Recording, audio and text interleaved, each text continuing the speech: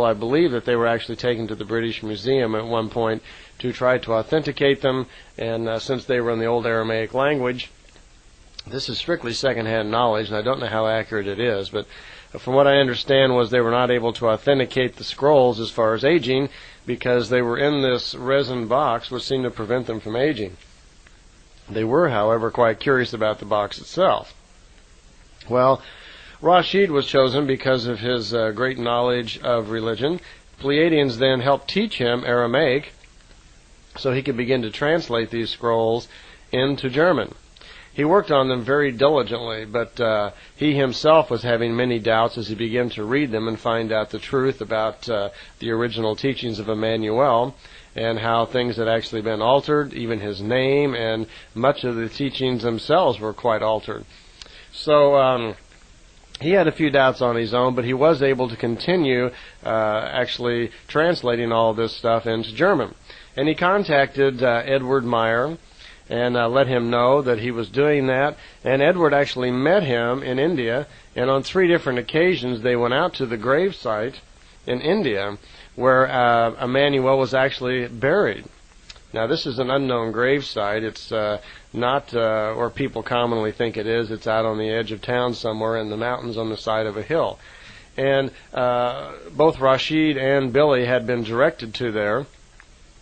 Billy was most interested in going there because during his time when he was visiting Emmanuel in the year 32, he was, of course, very curious, like anybody would be, what was really going on here. If he was really in the year 32, was this really happening? Was it some sort of mind control thing, or what was really happening? And he was challenging his own consciousness as to how this could be possible. So he was told by Emmanuel that when he would move to India and live there, he knew where his gravesite would be, that he would leave something buried for Billy, so that later on in his own time he could go there and dig it up and he'd know that he was not absolutely crazy.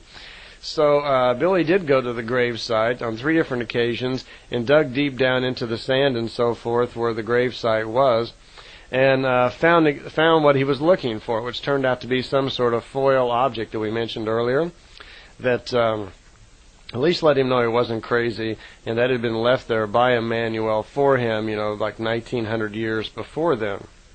So these scrolls, which were not at that site in Srinagar, they were back in Jerusalem at the original site where Emmanuel was supposedly buried for his 3 days after the crucifixion. That's where the scrolls were at. They were placed there, which we'll go over again later, by Emmanuel's first son, who also was named Joseph. So the scrolls were dug up, they were translated, and they contained the teachings and story, the life story of Emmanuel, completely through his ministry, up through the crucifixion, and up till his time of death at 110 or something like, we don't know his exact age. He was over 110 years old. So it was the complete life story of Emmanuel. Well, what happened was, unfortunately, this minister was working on them, and as he was doing so, he began to get threatening letters and threatening calls from different extremist groups that heard that he had these scrolls and did not want them exposed to the public. So they took off, and he and his family went into hiding. They were hiding out in Baghdad. And when they were in Baghdad, they were approached by some Jewish extremists who threatened his life and were trying to get the scrolls, so he fled to a Lebanon refugee camp. And there, once again, he was attacked by Jewish extremists. They fled in the middle of the night. The Jewish extremists apparently broke into the house they were staying in, or this camp, whatever, and machine gunned the place and set it on fire. They got away, but unfortunately he lost some of the scrolls at that particular time. He escaped with his life, wrote Billy a letter, and had transmitted Billy some of the scrolls. Actually, all that he had left at that time was the first 36 chapters, of which apparently there was about 200 chapters altogether. So he, about 100 chapters. So he sent what he had, which is what we have today. Billy then got them translated in German, and there was a translation in English for us to read. So what we have are not the original writings of Emmanuel, but the original writings of Judas Iscariot, his scribe, talking all about the teachings of Emmanuel and his life story. Now, what's left of these scrolls is put into a book called the Talmud Emmanuel. And it deals with his life. As you'll see, I'm going to go over the book now for you and tell you what's in it.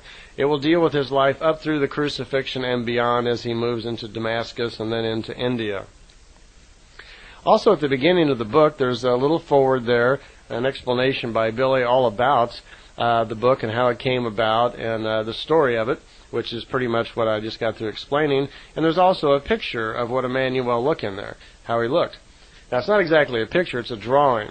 He at one point had asked Semyase if she could draw a picture of Emmanuel so he could put it in this book.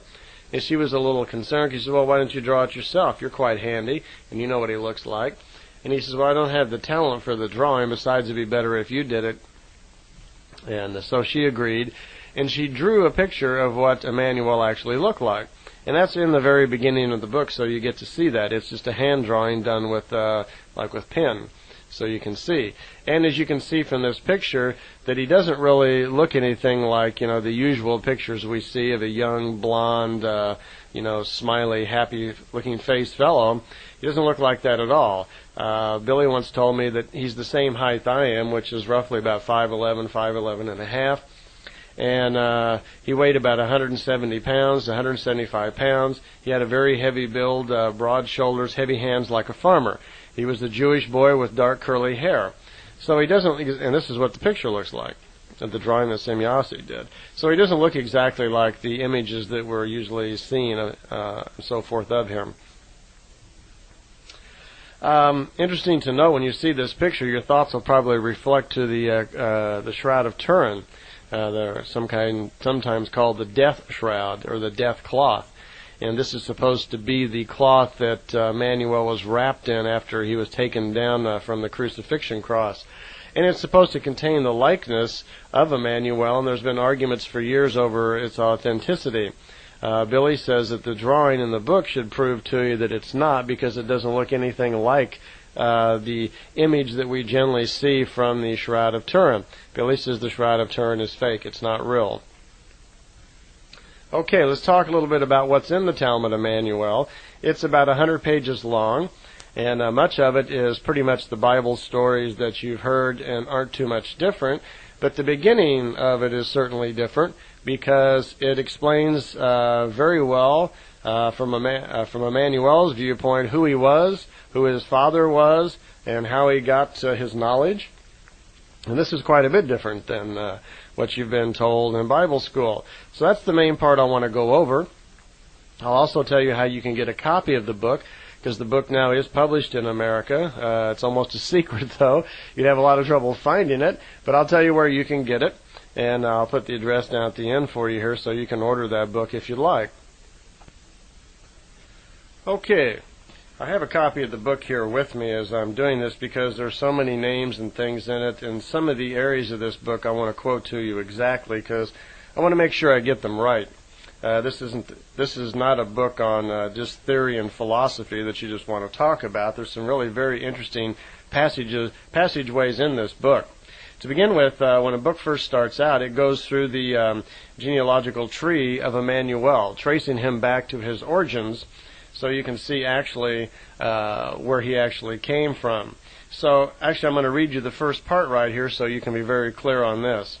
This is the book and secret of Emmanuel, which means God with us, who is the son of Joseph, of Jacob, the distant descendant of David, whose lineage goes back to Adam, the father of man of the earth, who was created by Semyase, ending with an A, the leader of the sons of heaven, who were the guardian angels of God, the great ruler of those who traveled from afar. So already here, we're having testimony here by Judas Iscariot that the Emmanuel himself, his origin then is becoming from the guardian angels of God.